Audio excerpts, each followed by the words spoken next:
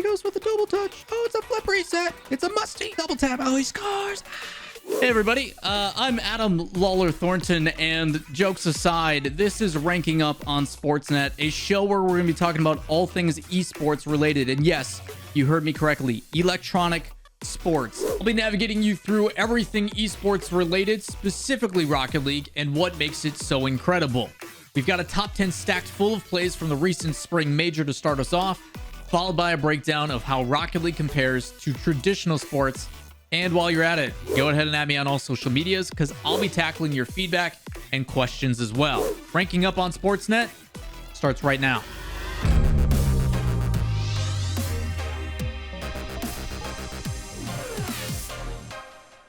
The beauty behind Rocket League is that it is not over until the ball hits the ground, and this can lead to some pretty impeccable moments. Can VK Salem get back to this? No, Fairy Pete's all over him. Demensa next up, still up. Off the back wall. Atomic can't find the read. Dangling. VK Salem keeps it up. Atomic keeps it up. 24 Demensa. boost for Demensa. Puts it No downfield way. to Salem. No way. They kept it up for an impossibly long time, and Queso have tied it up. I was waiting for this ball to hit the ground. Demensa had no boost. I thought he was going to go for a shot, but he sniped. Team Queso and Team Vitality are both fighting to stay alive in the tournament. It's the majors and a big event that determines a prize pool of $100,000. With Team Queso being down by 1, as long as Vitality does not hit the ball or slam it into the ground, Team Queso has a chance to tie up the game.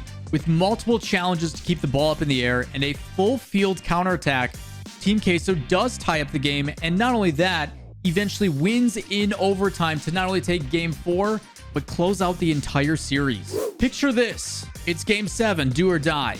You win, you go into the semifinals. You have a chance to earn glory. You lose, pack your bags, you're going home. As a team, and then moving back as a team, and offering Vitality space to go into ultimately, but space that they can't do anything with. Vitality are just trying to break their way through that. Ceiling plays could be the difference. Oh my goodness! God. What a save that is from Devo. That's arguably the save of the season so far. It starts with Guild Esports defender Devo, and we're going to slow this one down so you can take it all in. He goes up the backboard far post, then preemptively jumps in front of a shot to make a save, while his teammate Nolly scoops up the ball and starts a counterattack as we enter full speed again. In a matter of seconds, they go from under threat to being the threat. Nolly, noticing the trajectory of the ball is going down, uses a musty flick to increase the height again and attempt to double touch, a pass to himself off the backboard. In most scenarios, you think this is a surefire goal, but Vitality's own KDOP makes a split-second decision to also pre-jump a save, denying the goal as well. These are the types of decisions that are being needed to compete at the top level, and it also showcases the fight between both of these rosters trying to stay alive in the tournament.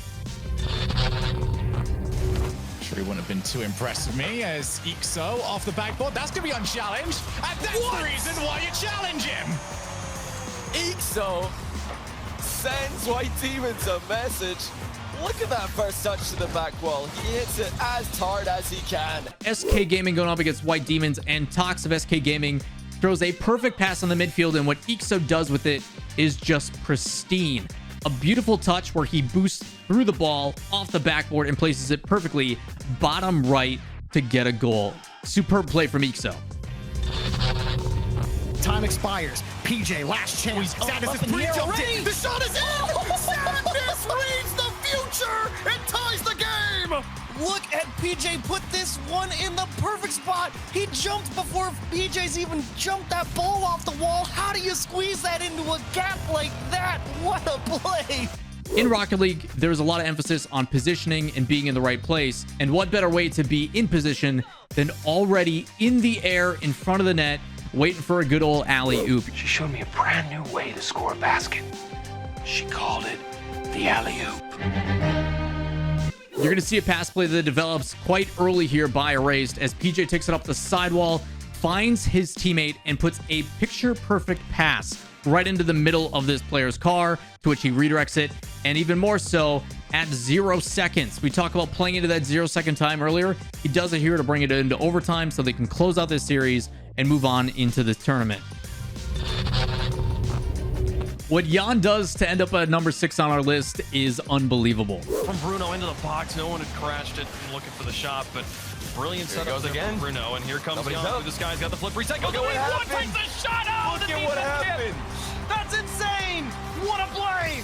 Do not give this player any space. He's going to get the flip reset. And then the musty, the fake in mid-air. Jan is unstoppable. What starts as a normal air dribble turns into something spectacular. Knowing there's multiple defenders headed to the goal, he immediately gets his flip back by touching all 4 of his wheels on the ball.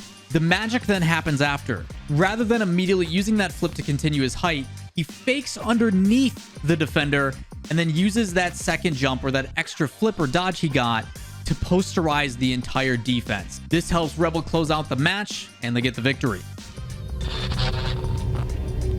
There's something to be said about individual effort, and in this clip at number 5, that is exactly what we're getting from Dorito. He is willing his team to victory with plays like this. Still a chance for White Demons here. Coming up on the final minute. This is where they need to stay. Dorito, double on the way, and he scores! Dorito, this is disgusting. The shots he was pulling off in game 1, and now this? What in the world is going on? Not only does he go up the wall, but he stops the ball from being cleared and at the same time touches all 4 of those wheels with touching the ceiling. And what he does after is pure elegance. In the same breath, he comes off the ceiling, preemptively uses his flip to catch up to the ball, plays it off the backboard, and then touches it again far post to put a shot past the defense. Incredible plays from Dorito. As we look at number 4, we talk about players having a little bit of swagger, and what better way than deking and dangling the other team. Sonic's doing a good job here of keeping G2 locked in and having multiple chances. Corral dribbling it by everybody! Corral! Grab the dog tags off G2! Call their loved ones, tell them they didn't make it! T. Corral, oh man! He did them all. I didn't even know if he was going to go for the third one. You can see that they're laughing about that. Rolls is shaking in his chair. He knows what he just witnessed. We're going to have to slow this one down because a lot happens. So as you see T. Corral, he traps the ball on the hood of his car, allowing him to dribble the play. The first player comes in and he dodges that one. And then the second one comes in as well. But what he does is he backs away from the ball, forcing his opponent to hit it first, and then have him be on the receiving end to stop that momentum and keep the ball in his possession. Now, after getting past 2 players, most would assume that you take a shot here, but what T-Curl does is he takes that extra bit of an attempt and fakes it, goes around, and leaves himself with a wide open net. T-Corral, oh man! Picture this, you're in the Oceanic Major for the Spring Split, and winning this series allows you to go to the World Championship. You're a new player on a solidified roster and are trying to make a name for yourself and prove that this roster change that happened just a month ago wasn't a mistake. So what better way to do it than not only score 1, not 2, but a hat trick, 3 goals, and do it with this kind of style. If I've learned anything just from watching 3.5 minutes of this game is 2 goals is nothing for either of these teams. We have gone back and forth, and what a shot! Play's been brilliant, and Fever makes it a 1-goal game. What a way to get your hattie. He puts it into the corner, feeds himself for the double, and look at that angle. As we slow it down on his first touch in the midfield, you see him play it past one defender, but unfortunately, because he has to take that other angle, it goes away from the net. Most people think the play is going to die here, but what Fever does is incredible.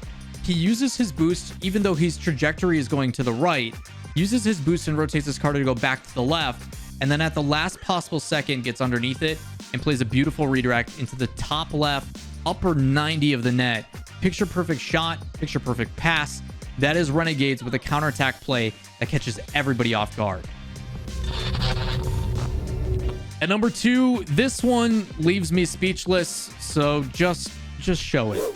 To find out how to break that last line of defense to actually score. And you see Pong going backwards, flicking it, and no one saw that coming, not even me. Disgusting. I can't believe it. How does he even have a dodge there? Unbelievable. He has this one under his sleeve, pulls it out. Pon, you absolute madman. Off the kickoff, You have the play kick back to you so you can obtain possession. Your teammate Bruno bumps one of the defenders out of the way, so you're in a one-on-one scenario, and what do you choose to do? You play the ball up high with a loft, and there's two scenarios. If we pause here, Pon has two options that most people think about here. You can either A, try to bring this over the top with boosting underneath the ball and carrying it with an air dribble, as we refer to it, or he can try to go underneath. He can possibly fake, as we saw in some of the previous clips. What he decides to do instead is he goes and fakes both of those, turns his car backwards, and then slaps the ball with a backflip flick to get extra height and completely throw off everybody. No one expected this shot, and is exactly why it ends up at number 2 on our top 10 list. At number 1, and something that needs explanation, may not be the flashiest, it may not be the craziest, but boy oh boy does it catch everybody off guard.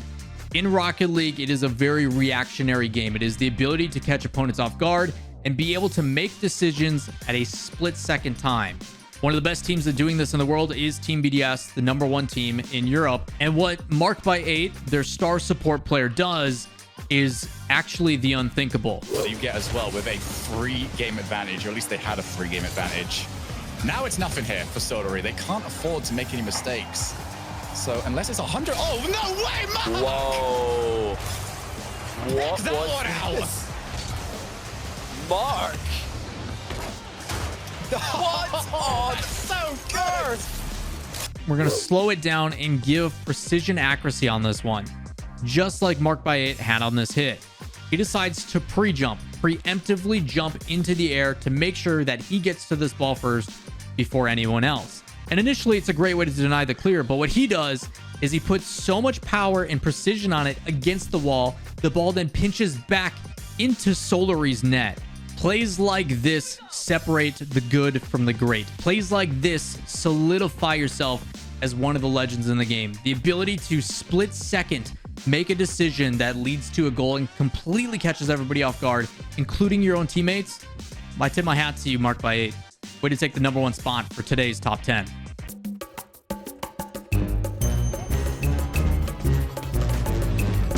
For many fans, traditional sports are all or nothing, and for most of you who watch Sportsnet, obviously hockey is the primary focus. Not here to argue that. It's a pretty well-known fact. I also come from a town that lives and breathes American football, and I understand the regional pride of a team. I understand the passion of a rivalry that has existed for a literal century. I mean, it's glaring right behind me. Go Pack Go. The Bears still suck. That's not going to change anytime soon. That is in my blood. But what if I told you this esport and Rocket League in particular has given me some of my highest highs and also some of my lowest lows in the big moments? What if I told you that despite being a video game, the similarities between Rocket League and hockey run extremely deep? It's got speed. Evo puts it out into the middle. Remco's the first one there, gets another touch. Oh my He's goodness! not able to touch it. McKinnon in stride with speed going to the net. Oh, what a goal by Nathan McKinnon! It sure as heck has a little bit of swagger and skill. We see some patience from NRG. Oh, there it is! Exactly! Justin! Look at this. Bring it back between the legs, tuck it top shelf on the blocker's side. No big deal. It's definitely got big hits. Feels to me like Scrub just wanted to try and bait a goalkeeper out. Oh, wow. Ends up taking a little bit too much time. A virtuoso. A wrecking ball. Once Bufflin gets leverage on it, you're done. Absolutely breathtaking saves. Still a dangerous ball. It's going to come off the ceiling, but a save by Ajax. And Hawks are going to save it away for United. Jason Spetzi's thinking, I better get this up, better not put it along the ice. And I mean, it has a hockey mode. It's called Snow Day. Oh my god. What did we just do? In esports, we refer to the changes of playstyles as the meta, the ideal way to play the game based upon other strategies that have formulated and become the norm. The game is ever increasing in skill level, and a lot of it actually stems from rotational play that you see in line changes and everything else in hockey. Rangers are going to go for a change. That's the live legs of Braden Point. Kucherov hustles to get onside. He goes to the net with his stick on the ice. The general premises of Rocket League is there's 3 players versus 3 players on the field at any given time, and they work as the first man, second man, or third man. This type of rotational play is something that has been going on for years, and many who try to coach this game at a professional level actually look at hockey on ways to inspire themselves for different strategies moving forward. Now, the real reason I truly love this game doesn't have to do with the gameplay, it doesn't have to do with it being fun or a video game, but it honestly has to do with the live events.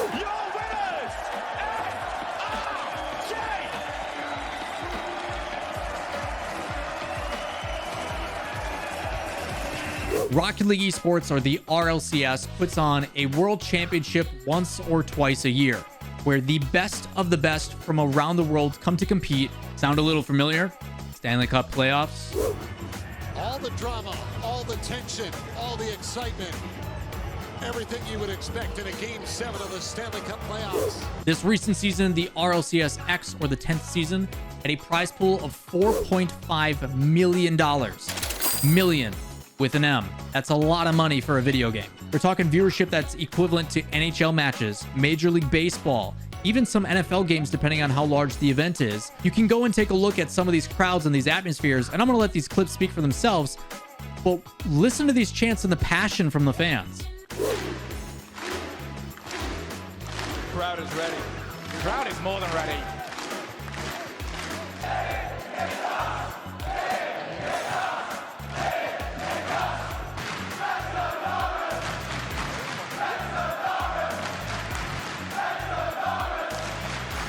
At the end of the day, it's a form of entertainment. Just like people enjoying hockey, people also enjoy video games. You're watching someone who's very skilled at their craft that has put tens of thousands of hours into it to be the best of the best. And yes, they're getting paid for it as well. A lot of money.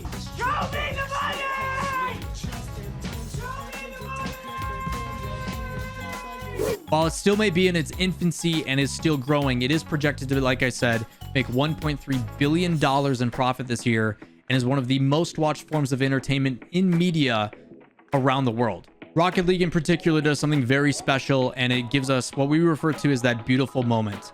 When you see a pass developed, when you see a player dribbling downfield, he dekes one person and finds his teammate and puts that perfect pass threaded through defenders, where he's able to take a one-timer and play it top left, bar down ski, and everybody goes crazy. Dumoulin backing up and wristing one. Crosby steered it in.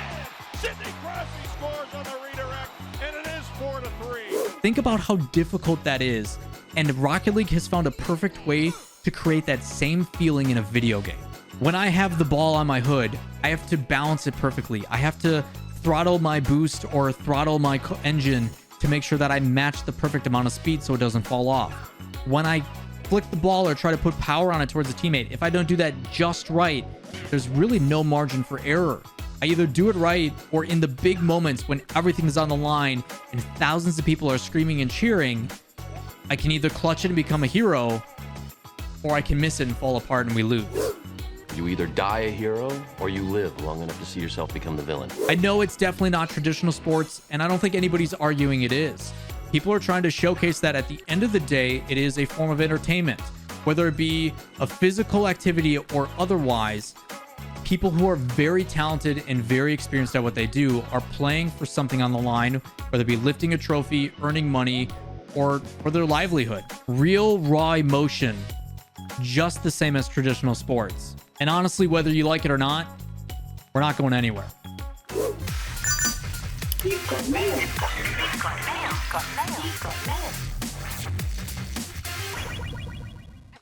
What's up, everyone? Welcome to Lawler's Mailbag, one of my favorite segments of the entire show, where you guys submit your questions, your topics, your comments, your top clips, things in the community that you notice and recognize that think deserve a little bit more limelight, a little bit more extra spice added to it.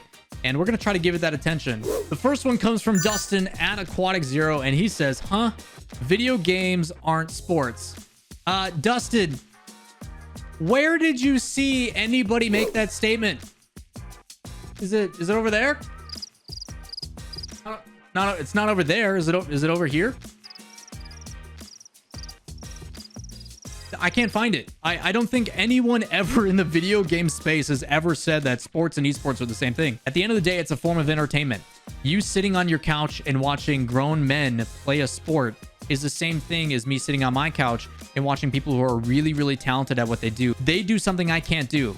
I find it very entertaining and very exciting that this player is able to do this certain mechanic or button inputs or whatever it may be and hit this crazy shot that just blows my mind. My friends, family, whoever, all have so much excitement and passion behind some of these plays, rooting for our favorite teams, just like you do in your traditional sport.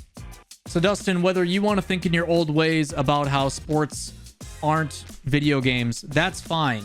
But no one's saying it is. What we're saying is we want to be classified with the same level of respect so our players can get work visas and travel restrictions are lifted and they can get health insurance and be accorded some of the same rights and the same advantages that other athletes get. Because at the end of the day, no, it may not be physical activity, but is chess, is darts. 4-1-18s and a 1-7-7 in a leg and a half of darts. These types of sports that are aired on national television aren't the most physically exerting either, but they are given the same level of respect for one thing in mind. It's a business and they're trying to grow, and it's a form of entertainment that people can capitalize on.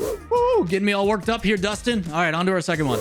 This one comes from Rockets. Actually, no Rockets. He's a member of the community. It says, how do you think the tournament format for Season 11 will change? Will it be almost exactly the same as Season 10? In my opinion, the fall split featured too many teams in its format. There is 3 splits, fall, winter, and spring, and inside of them is 4 different events. And based upon how teams perform over the course of all 3 splits, determines if they get to go to the World Championship or not, play for $1 million, all this other crazy stuff. This circuit-based system is brand new, and the ability to try different formats and get feedback based upon what the community likes as well as the pros like, I think is really important. And I feel like we're going to see something similar next season, but with a couple of tweaks. They may get rid of some of the formats, or they may make a couple format staples.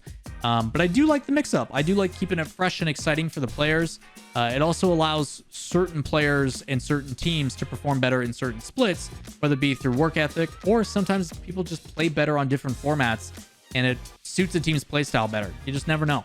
That is going to wrap it up for this episode of Ranking Up on Sportsnet, the first one in the books, and it's been my absolute pleasure. Adam Lawler Thornton, your host here.